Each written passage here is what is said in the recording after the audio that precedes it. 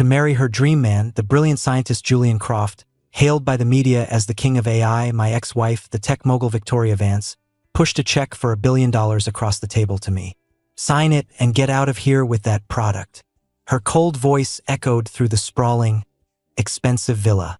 The product she was referring to was our 6-year-old son. Victoria made no effort to hide her contempt, her eyes scanning him like he was a defective item. Daniel, I need an heir who can inherit my intellect, not a block of wood like Leo who can barely speak. Julian is the man who is my equal. The children we have will be true geniuses. I glanced up at Julian Croft, standing beside her. He was elegantly stirring his coffee, looking at me with an expression of pity mixed with superiority. Mr. Quinn, the gulf in intellect is something you can't cross. I hope you can understand Victoria's pursuit of genetic perfection. I said nothing, my gaze shifting to the corner of the room. Our son, Leo, was holding his tablet, fingers flying across the screen, completely deaf to the argument around him.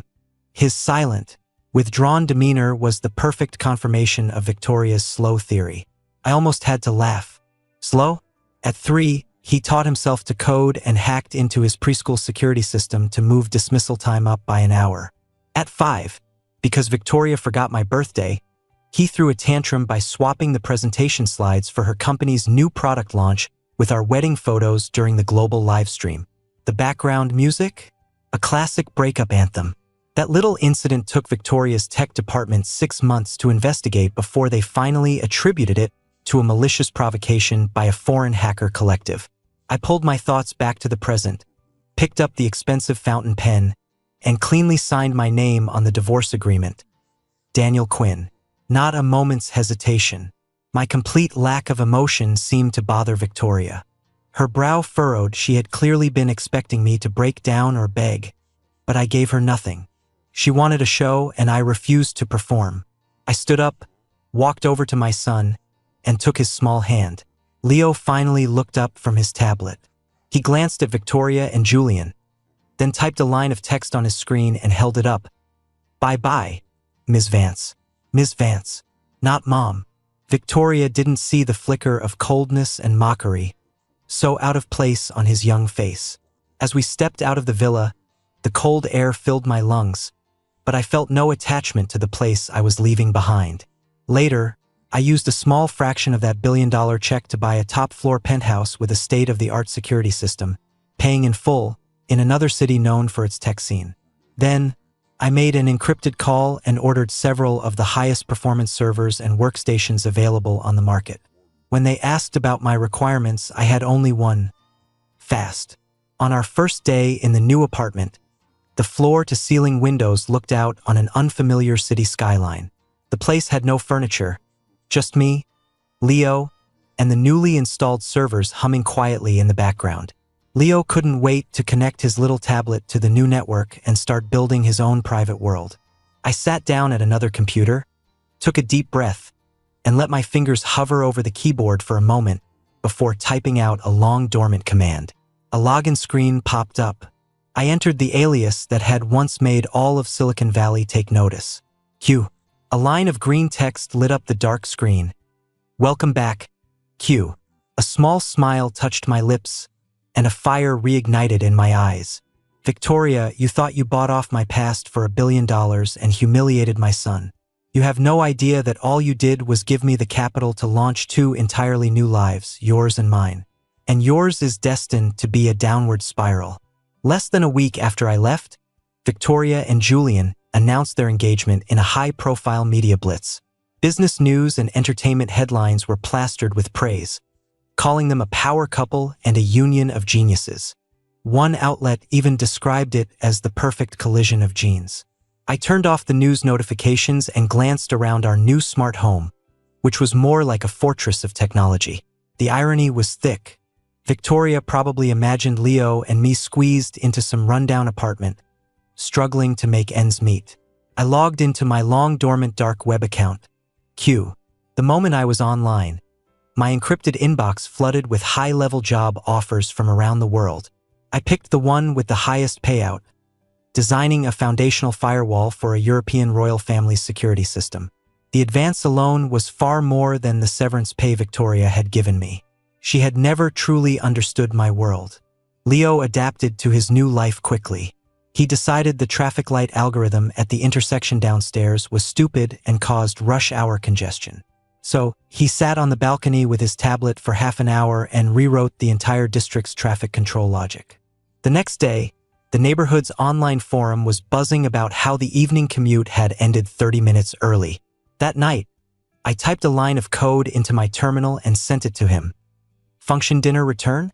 A moment later, he sent back a small program.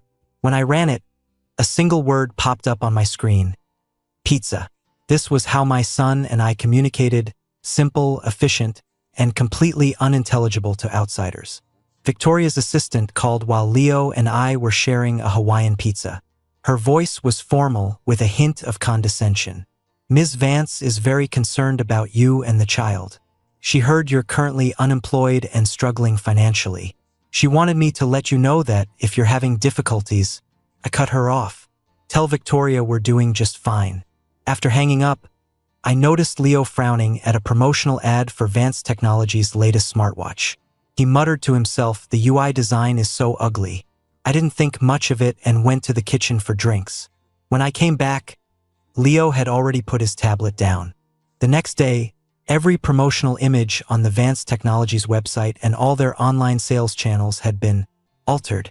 The smartwatch, praised for its minimalist design and technological aesthetic, now sported a garish, tacky little red flower photoshopped onto its face. Victoria's tech team scrambled, working through the night to fix the images. They ultimately classified the incident as a malicious commercial attack by a competitor, never once suspecting a 6-year-old child. Victoria was furious, reportedly tearing into her prized tech department in an internal meeting, calling them all useless. I looked over at Leo. He was completely absorbed in building a new program model. I opened a web page, the registration announcement for the International Youth Programming Competition. Pointing at the screen, I asked him, "Want to go have some fun?" Leo's eyes lit up instantly, and he nodded emphatically. The day the preliminary results for the competition were released, I was handling an encrypted order from the Middle East. Leo walked over with his tablet and showed me the screen. His alias, S, was ranked first, followed by a long list of competitors with scores of 0. The judges' comment section on the site was buzzing. This code is like poetry, concise, efficient, yet it carries an air of arrogant disdain for everything. I suspect some retired legend is just trolling the kids. Checked the IP. It's clean. The registration info says it's a kid. Has to be a prank, right? Whoever it is, I'm betting they make it to the finals.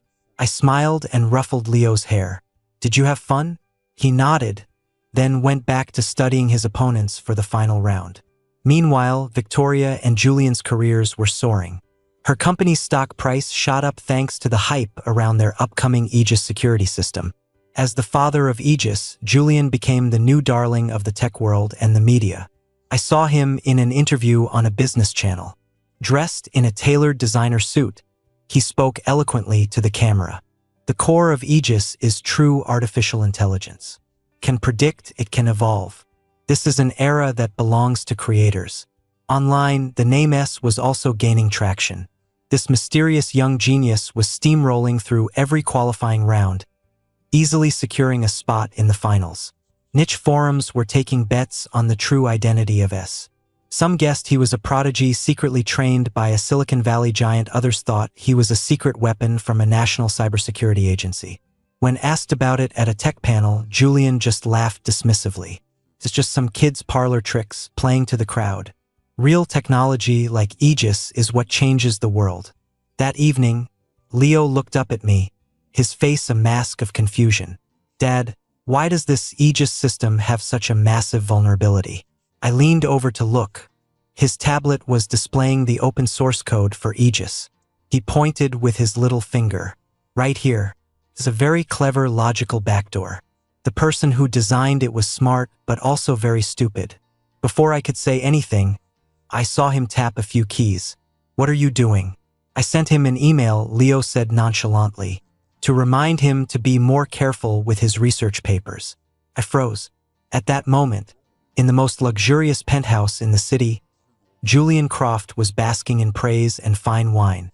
His phone chimed with a notification, an anonymous, encrypted email. He opened it casually. There were no threats, no viruses, just a single set of geographic coordinates. He instinctively plugged the coordinates into a map. What popped up was a link to the original source of a core algorithm from his doctoral dissertation, an algorithm he had cleverly stolen and disguised as his own. At the bottom of the email was a single signature, just a kid passing by. The wine glass slipped from Julian's hand, crashing to the floor and spreading red wine like a pool of blood.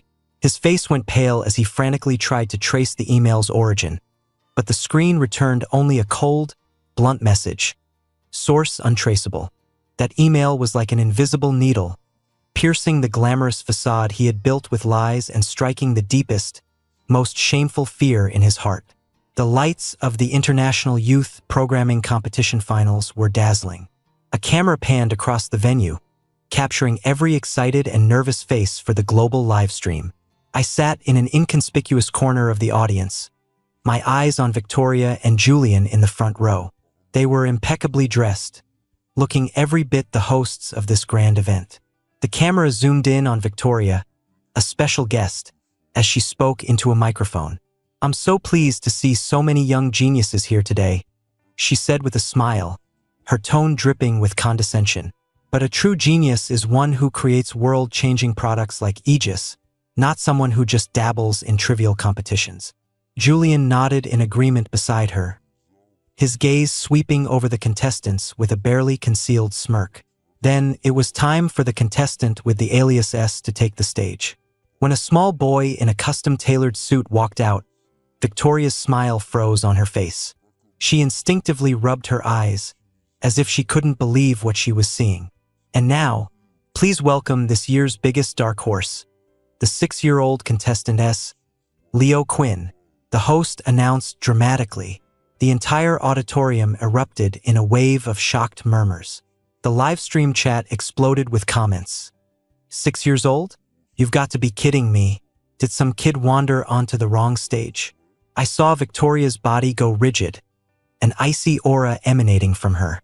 The final challenge was announced. A live hack of a virtual server protected by the Aegis system, provided by the competition sponsor, Vance Technologies. A confident smile played on Julian's lips.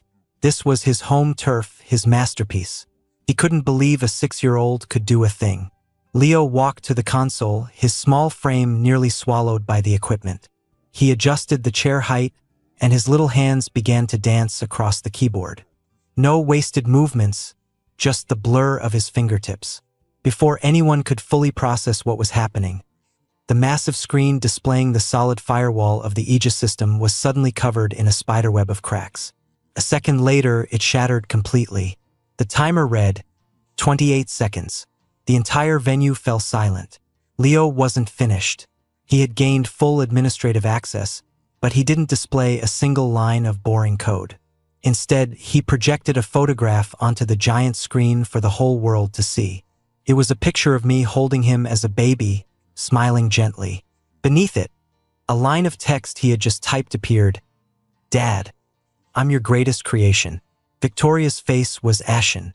Julian staggered, looking like he was about to collapse.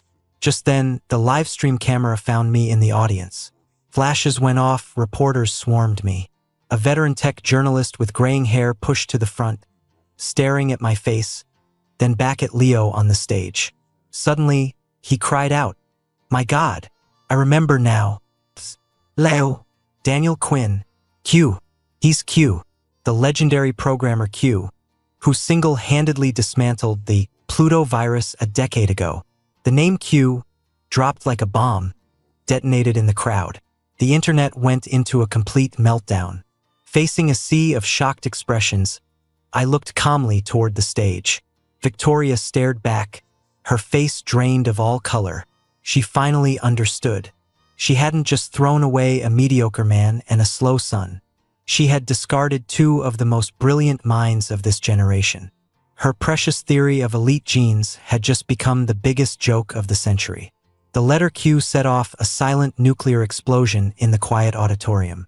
I was instantly engulfed in camera flashes. Reporters shoved their way forward, a forest of microphones practically touching my face. "Mr. Quinn, are you really Q? What's the real story behind your marriage to Ms. Vance? Did you personally cultivate Leo's talent?" I instinctively pulled Leo behind me, shielding him from the surging crowd. But he was calm, peeking out from behind my leg, curiously watching the frantic adults before tugging on my sleeve. I looked down at him. He looked up, his eyes clear and free of any panic. My gaze traveled over the crowd to the front row. Victoria stood there, her face a deathly gray, her body stiff. Her lips were parted as if she wanted to say something, but no sound came out. Beside her, Julian had completely lost his composure, gripping her arm and muttering, "Impossible. This is impossible." The venue's security guards finally snapped into action, forming a circle around us to clear a path. I shielded Leo and walked toward the exit without a word. "Q, are you planning a comeback?" A reporter yelled, breaking through the line and shoving a recorder in my face. I stopped, looked straight into the camera, and said calmly, "I never left. I was just busy with a more important project." With that, I took Leo's hand and disappeared into the bright light of the exit. Once we were in the car, my phone started vibrating like a hot brick. I put it on silent. Leo had already opened his tablet and was swiping through it. A moment later, he held it up for me to see. It was the trending topics list on every major social media platform. Without exception, the #1 topic was, "Legendary programmer Q is Victoria Vance's ex-husband." Right below it were, "6-year-old genius cracks Aegis system in 28 seconds, Victoria Vance's elite gene theory becomes a joke, and the king of AI's persona collapses." The comment sections were on fire. Let me get this straight. CEO Vance dumps the legendary, once-in-a-decade genius Q for the king of AI, and calls her own son with Q slow. Then said, slow son demolishes her new fiancé's masterpiece on a global live stream. Is this not the best dark comedy of the year? To add to that, she gave him $1 billion settlement. So she paid $1 billion for someone to come and wreck her own show. That's some next-level business acumen. So, the CEO meticulously filtered her options and threw away 2 aces? Did she get her gene sorter from Wish? Calm, Leo swiped the screen again, and a crudely made GIF popped up. On the left was an arrogant-looking Victoria talking about her gene theory. In an interview on the right was the clip of the Aegis firewall collapsing. In the middle, bold text read, "Worst investor of the year." Leo looked at the GIF, and a small, quiet laugh escaped his lips. I opened my stock app. Next to Vance Technologies' ticker symbol was a glaring field of red. The stock had hit its limit down at the opening bell, wiping out billions in market value in an instant. The headline below was stark. Aegis myth shattered, Vance Technologies faces biggest credibility crisis in its history. My phone screen lit up. The caller ID read Victoria Vance. I stared at the name, but before I could do anything, Leo took the phone from my hand. His tiny fingers tapped the screen twice, swiftly adding the number to the block list. He handed the phone back to me and typed a message on his tablet. Junk data. It will slow down the phone's performance. After the chaos at the finals, the feeding frenzy online was just getting started. Julian Croft locked himself in his apartment, frantically making calls. But the head of the PR firm that had once fawned over him now just sounded exhausted. "Julian, we can't contain this. Our servers are crashing from the traffic. It's Q. What are we supposed to do?" "Useless," Julian screamed, throwing his phone against the wall. He grimly opened a top-tier programmers forum to gauge the sentiment. The pinned thread was titled, "Technical Analysis. The Possibility of Cracking Aegis in 28 Seconds. He clicked on it. The original poster had deconstructed Leo's attack path, line by line, finally pointing out the logical backdoor he called a work of art. This backdoor is exquisitely designed. Under normal circumstances, it looks like a security redundancy. But with a specific initial key, the entire system becomes an undefended playground. What's interesting is that the key generation logic is 90% similar to a discarded draft from Q's legendary Athena's Shield project from a decade ago. The replies came fast and furious. Holy crap, I knew the underlying architecture of Aegis looked familiar. Turns out he couldn't even copy his homework right. It's worse than copying. It's a pale imitation that missed the entire point. Q's design was an integrated offense-defense system. This guy tried to draw a tiger and ended up with a dog, leaving a self-destruct button for himself. LMAO, so the king of AI is actually the king of cut and paste? Even more damning, someone followed that thread and dug up the doctoral dissertation that had made Julian famous. The core algorithm in his paper was exposed as being nearly identical to a concept Q had posted in a niche geek community years earlier, just with some flashy, useless modifications. The coordinates Leo had anonymously sent him were now public knowledge, becoming the final nail in his coffin. The praise he once received turned into a tidal wave of mockery. Every highlight of his academic career was placed under a microscope and proven to be either stolen or exaggerated. The doorbell rang, harsh and insistent. Victoria Vance stood outside, her face ashen, her eyes bloodshot. The expensive designer suit she wore was wrinkled, stripped of its usual commanding presence. "Julian, the board of directors wants an explanation," she said, her voice raw and devoid of any warmth. "Victoria, it's Daniel. He set me up." Julian lunged for her arm like she was his last lifeline. "He's jealous of me. He can't stand to see us happy." Victoria looked at him with the eyes of a stranger. Slowly, deliberately, she pried his fingers off her arm one by one. "I'm not asking about Daniel," she said, pulling a file from her briefcase and slamming it on the table. "This is the report from the tech department. They worked all night. 37% of the core code for Aegis has a clear, traceable open-source origin. Another 20% consists of parts that even your own team members can't explain the principles of."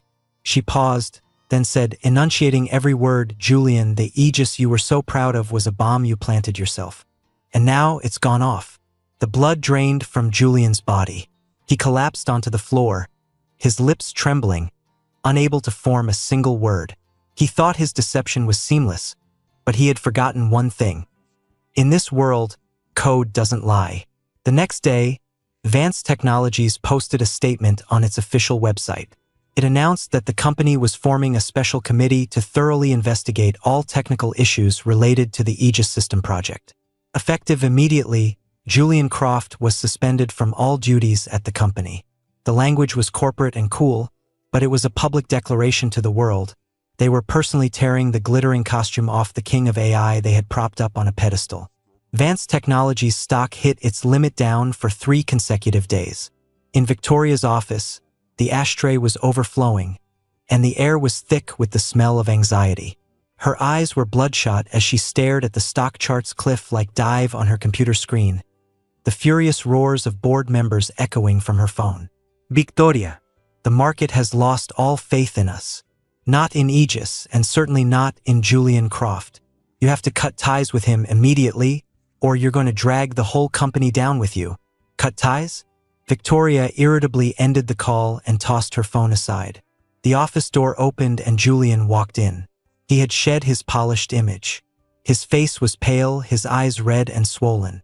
He looked utterly defeated, a look that had once been an effective weapon for him. But now, all Victoria felt when she looked at him was disgust. "What are you doing here?" she asked, her voice raspy. "Isn't my life complicated enough?" Julian didn't speak. He walked to her desk and gently pushed an envelope toward her. Victoria opened it impatiently. It was a photo of a little boy.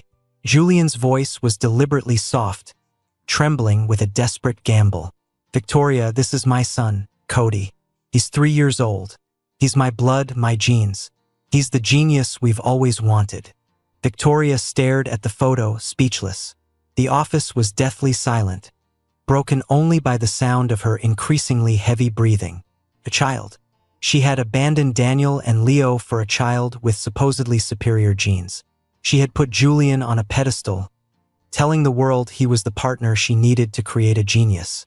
And now this man, exposed as a fraud, was presenting her with a child he had with an ex-girlfriend, claiming this was the genius she was looking for. She could already see the headlines. Vance CEO falls for academic fraud, poised to be stepmom. Fruit of elite gene theory turns out to be another woman's son. The very gene theory she had used to condemn Daniel had become a boomerang, and it had just hit her squarely between the eyes. "This is our hope," Julian said, trying to take her hand, his eyes welling with tears. "Victoria, we can use this child to make a comeback. We'll tell them this child is the real genius." Victoria yanked her hand back. Looking at his tear-streaked face, she found it all so absurd that she started to laugh, her shoulders shaking. She was laughing at herself for being a complete and utter fool. She leaned back in her massive executive chair and closed her eyes, feeling all the strength drain from her body. This wasn't hope. This was the final chain that would drag her down into the abyss with him. This was the life sentence she had passed on herself. Meanwhile, in a penthouse on the other side of the city, I had just finished a multinational video conference, finalizing a deal on a next-generation cybersecurity protocol. Leo was wearing a pair of kid-sized headphones, focused on composing a background track for a little game he was designing, bobbing his head to the rhythm. My lawyer called, his voice laced with the excitement of someone enjoying the show. "Daniel, got some gossip for you. Julian Croft has a son who's come out of the woodwork. He's trying to use the kid to leverage Victoria, who's at her wit's end. I heard she's been locked in her office for a day." I said, looking out the window. The sun was bright, illuminating the fine hair on Leo's focused profile. "Got it." I hung up and walked over to Leo, watching the musical notes dance across his screen. "Dad, listen." Leo handed one of his headphones to me. I put it on. A light, playful melody filled my ear, like wind running through a sunny field. In my world, the weather was clear and bright. The news that Julian Croft had a child with his ex-girlfriend eventually broke. It didn't come from an official statement but from a leak by a popular gossip blogger, complete with photos of Julian holding a young boy while entering a high-end residential complex with Victoria. The headline was sensational. "King of AI's Last Stand? Vance CEO may soon be a stepmom." The story was like a drop of oil in a hot pan, instantly causing the already simmering public opinion to explode. Am I seeing this right? First academic fraud and now this soap opera drama? Congrats to CEO Vance on acquiring one liar, complete with a limited edition plagiarized offspring. Does this mean the kid can just copy and paste his school essays? Don't be so mean, but I did laugh. CEO Vance's gene sorter is now fooling itself. Vance Technologies stock promptly hit its fourth consecutive limit down. The board convened an emergency video conference. Every face on the screen was grim enough to curdle milk. Chairman Davis, the man who had first discovered Victoria and a company veteran, took off his glasses and slowly polished them. His voice was calm but carried an unchallengeable authority. "Victoria, you are now a liability to this company." Victoria opened her mouth, her throat dry. "Mr. Davis, I can handle this." "Handle it? How?" Another director cut her off.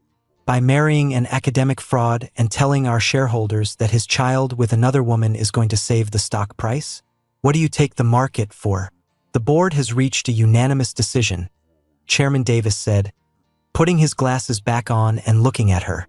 "Effective immediately, you are suspended from your duties as CEO.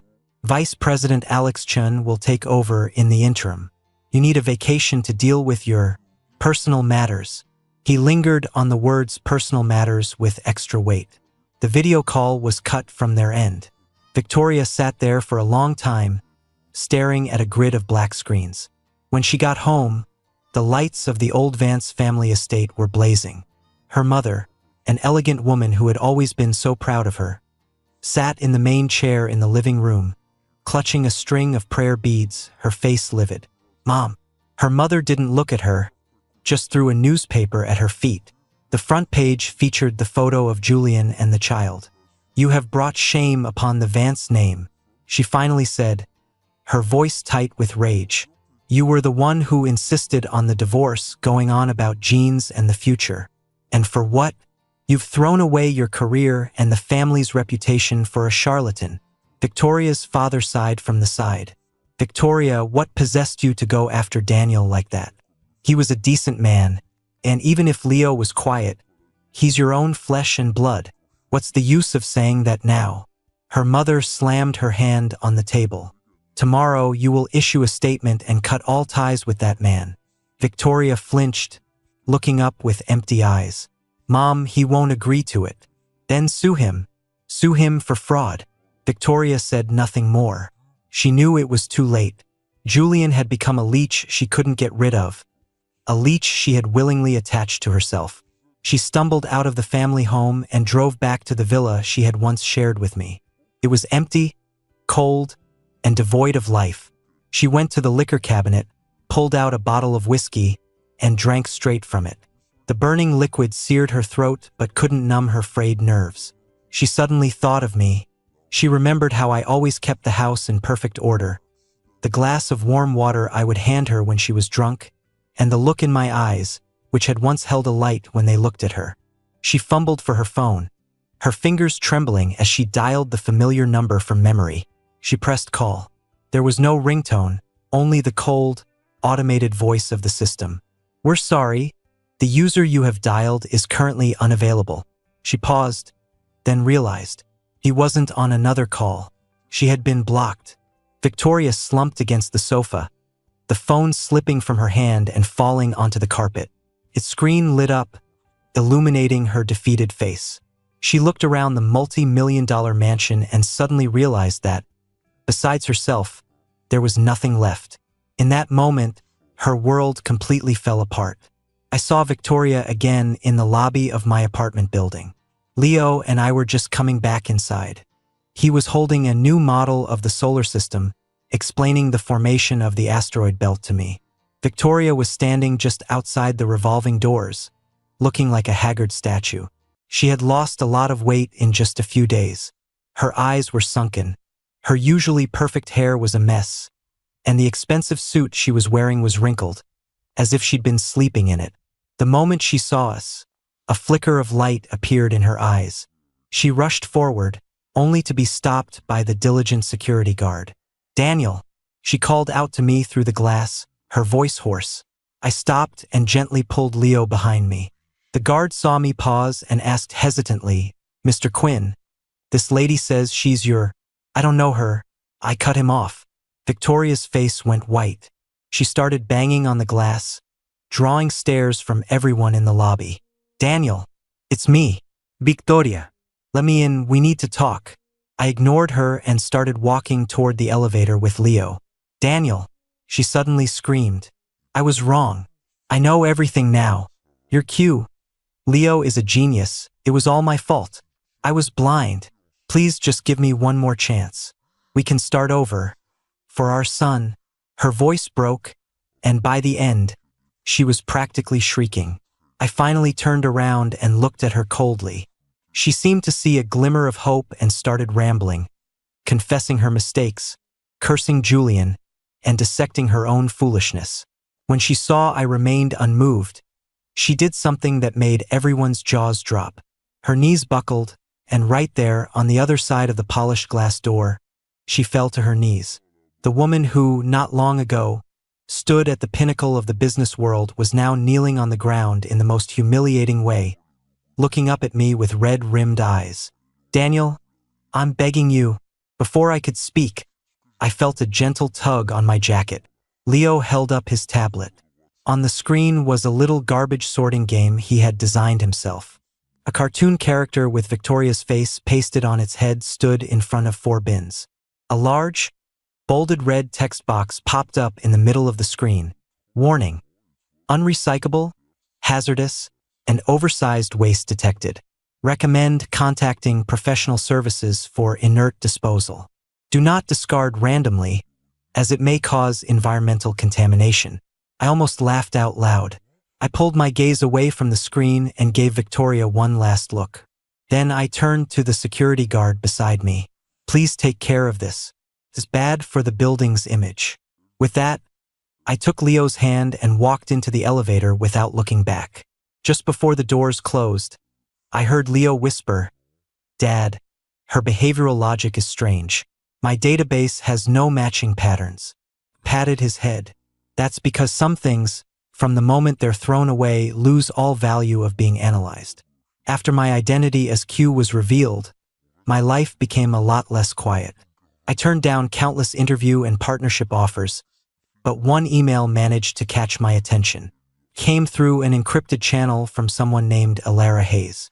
The name carried serious weight in both the venture capital and tech worlds. She was the founder of Celestial Capital, a dual doctorate from Harvard and MIT, and was famous for her sharp instincts and decisive investments. She had backed more unicorn companies than Victoria had ever even met with. More importantly, rumor had it she was a top-tier programmer herself. The email was simple and direct. "Mr. Quinn, I apologize for the intrusion. I'm currently working on a model for a decentralized trust network and have hit a few roadblocks. I was hoping to consult with the designer of Athena's Shield. Would you be available to meet?" She mentioned Athena's Shield, my legendary project from a decade ago, instead of just name-dropping Q like everyone else. That piqued my interest. I arranged to meet her at a private tea house. Alara Hayes was even more impressive in person than in her business magazine photos. She wore rimless glasses and had a gentle demeanor, but her eyes were sharp. When she saw Leo with me, she didn't show the slightest surprise, just offered him a warm, natural smile. After we sat down, she didn't talk about investments or collaborations. Instead, she pulled up a complex architectural diagram on her tablet. "Here," she said, pointing to a node, "you're designed for this redundant verification logic. I've always believed that if you altered its trigger weighting, you could increase security by an order of magnitude at the cost of only 3% efficiency. What are your thoughts?" We talked for the entire afternoon, jumping from distributed networks to quantum computing and the ethical boundaries of AI. She was quick-witted with unique insights. Talking to her was a pleasure, not a chore. At one point, Leo pushed his tablet in front of Alara. It displayed a short program he had just written. Alara didn't seem annoyed at all. She studied it carefully, then thought for a moment before telling him, "Your idea is very interesting, using a reverse algorithm for data cloaking. However, if you add a timestamp variable right here, it would be even harder to detect." Leo glanced at her, took back his tablet, and his fingers flew across the screen, making changes. A moment later, he looked up and gave Alara a slight nod, his version of high praise. As we were leaving, Alara said to me, "Mr. Quinn, your talent shouldn't be reserved for just one more important project. Your work is one of the most important projects. This era needs you." Her gaze then fell on Leo, and it needs him too. On the way home, Leo suddenly said, "Dad, I ran a check." "On what?" "Her firewall is military grade. Took me 2 minutes and 58 seconds to get in," Leo stated calmly. "Her personal assets are 3 times Ms. Vance's. No bad habits, no complicated romantic history. Overall score, 89 points. I had to smile. "Why did you dock 11 points? "Because she wants to date you," Leo added with a completely serious expression. "That will take up a portion of my time." Meanwhile, Victoria, suspended from her job and stuck at home, was scrolling through business news. A report from a tech panel popped up on her screen. The photo showed Alara Hayes leaning in to speak with me. Between us sat Leo, and all 3 of us were looking down at a tablet with focused expressions. The headline read, "Celestial Capital founder Alara Hayes and legendary programmer Q explore the future of AI." The coffee cup slipped from Victoria's hand, crashing onto the expensive carpet as dark liquid spread across it. She stared at the photo. The 3 people in it looked like a single, unbreakable unit, a world she had never been a part of and was no longer qualified to enter. For the first time, she clearly understood that Daniel Quinn's world truly no longer had a place for her. The Global Tech Summit, spearheaded by Celestial Capital, was packed to capacity. Alara Hayes hadn't taken a seat at the main table. Instead, she sat in the center of the front row like any other attendee, waiting quietly. In the shadows at the very back of the auditorium, a figure slipped into a seat. It was Victoria. She wore a hat and a mask, hiding herself completely, like a fugitive come to witness her own sentencing. The lights dimmed, and a spotlight hit the center of the stage. I walked out without any lengthy introduction. The large screen behind me lit up with a single word: revelation. The AI of the past has been a tool, an imitation, a calculation based on massive datasets. My voice, calm and clear, carried throughout the venue. Today, we want to explore another possibility. We haven't invented a new artificial intelligence. We've simply taught it how to have an imagination. A low murmur rippled through the audience. And now, please welcome the chief architect of the revelation system, Leo Quinn. As I finished speaking, Leo, dressed in a small, dark blue suit that matched mine, walked out from backstage holding his tablet. He stood beside me and gave the audience a stoic bow. The crowd was silent for a beat, then erupted into a buzz of confusion. I ignored it and got straight to the point. A live demonstration. Is there anything anyone here would like revelation to create? A reporter in the front row boldly shouted, "Design a security system safer than Aegis." The question was dripping with provocation. Leo tapped a few keys on his tablet. On the big screen, a waterfall of code poured down, converging into a complete, sophisticated, self-evolving 3D defense system architecture. Next to it, a 30-page vulnerability analysis report was automatically generated, targeting every major security product on the market, including Aegis. The entire process took 17 seconds. A tech expert in the audience audibly gasped. "That's a dimensional takedown," he muttered. In her corner, Victoria clenched her fists so tightly her nails dug into her palms, but she felt nothing. As if that wasn't enough, Leo looked up at me, then typed another command into his tablet. "Based on my father's current emotional fluctuations, compose a lullaby for me." A second later, a gentle yet powerful piano melody, one that had never existed before, flowed from the auditorium speakers. It was soothing, yet it carried the vastness of a starry sky.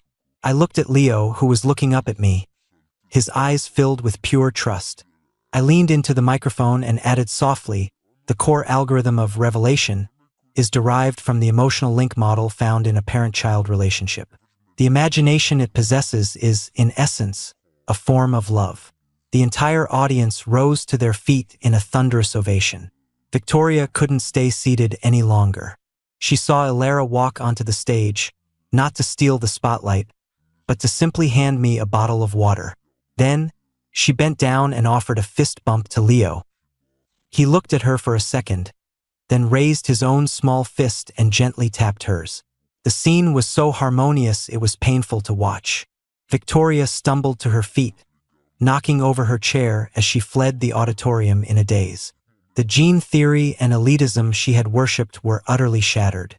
She hadn't just lost a company or an era, she had lost her most fundamental understanding of the world. Backstage in the green room, Ilara handed Leo a bottle of his favorite juice. He took a sip, then looked up at her. Score revised. 92 points. I was curious. Why the extra points? Leo answered seriously, "The brand of juice she chose is my optimal selection in the database. This indicates her data analysis and execution capabilities are strong." In the 48 hours after the presentation, revelation became the only topic in the global tech community. Industry giants were falling over themselves with offers, their valuations reaching absurd heights. The media described the event as the dawn of a new era. In stark contrast, after the announcement of Victoria's suspension, Vance Technologies stock continued its free fall. It was eventually given a special treatment designation by the stock exchange, a mark of a company in severe distress. The name Victoria Vance went from being a business legend to the year's biggest cautionary tale. I was turning off the financial news when Julian's name flashed on the screen. The report said he had tried to use his son as a bargaining chip to extort an exorbitant amount of child support from the Vance family, only to be met with a lawsuit for commercial fraud from Victoria's mother. The scandal was now public knowledge. None of it had anything to do with me anymore. Leo and I were in the top floor lab at Celestial Capital. Ilara had given us the best equipment and complete freedom. We can optimize the processing redundancy in the new version of Revelation by another 5%. Alara said, pointing to a data stream on the holographic display and turning to me for my opinion. Before I could answer, Leo pushed his tablet forward. It displayed a brand new optimization algorithm. Alara saw it and laughed. I take back what I just said. She casually grabbed a bottle of juice from the nearby fridge, twisted it open for Leo, and then said to me, "There's a symposium on childhood cognitive science next week. The organizers would like to invite you and Leo." Leo, sipping his juice, typed a line on his tablet without looking up and showed it to us. Ms. Hayes' schedule compatibility analysis. 93%. Conclusion. Joint attendance is viable. I was about to say something when an unknown number called my phone. I answered. A voice I had almost forgotten came through the line. "Daniel." It was Victoria. Her voice was raspy and dry, filled with the exhaustion of someone who had been completely hollowed out. "What is it?" I asked calmly. There was a long silence on the other end, so long I thought she might have hung up. "I want to see Leo. Just once. I won't bother you. I'll just stay downstairs and watch from a distance." She no longer mentioned getting back together or asked for forgiveness. All that was left was this one humble request. I looked at Leo, who was engrossed in his code. Half an hour later, at the coffee shop downstairs, Victoria sat across from me. She was wearing a plain trench coat. Her eyes were sunken, and she looked as if all the life had been drained out of her, with no trace of her former self. "The company is gone. The board kicked me out. The house, it's about to be auctioned," she said quietly, as if talking about someone else. "My mother wants me to go abroad, to stop embarrassing the family here." She looked up, her bloodshot eyes landing on Leo beside me. "I was there, at the presentation. You two were incredible." She paused, her voice strained. "I used to think I needed a genius son to prove my own worth. I was wrong. I want to be his mother. Can I?" Leo put down his straw and, for the first time, turned his tablet to face Victoria. There was no complex code on the screen, just an extremely simple logic diagram. One box read, "Leo Quinn, genius." An arrow pointed to another box, "Victoria Vance, requests to establish mother-child relationship." Then, a giant red X was drawn through the entire diagram. Below it was a small note, "Error. Prerequisite conditions not met. Logical relationship invalid. Request denied." All the color drained from Victoria's face. I stood up and picked up Leo's backpack. "Victoria," I said, my voice devoid of any emotion as I looked at her. "To you, a son was a product, a husband was a vessel, and value was the only metric that mattered. Now that you have nothing, don't you think it's a little too late to try and pick up what you threw away?" I took Leo's hand to leave. "In my world, you were out of the game a long time ago.